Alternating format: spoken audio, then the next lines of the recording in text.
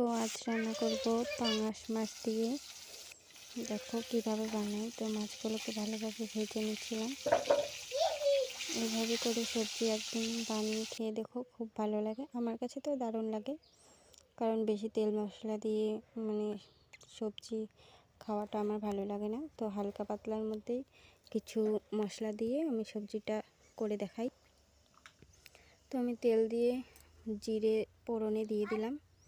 তারপরে দিয়েছি এখানে আলু আর বেগুন, তার উপরে দিয়েছি লঙ্কা বাটা দিয়ে ভালোভাবে এগুলোকে ভেজে নেব। তারপরে একটু দিয়ে দিব হলুদ আর একটু লবণ। দেওয়ার পরে এগুলোকে ভালোভাবে ভেজে নিতে হবে, যতক্ষণ না তেলটা ছাড়ছে ততক্ষণ।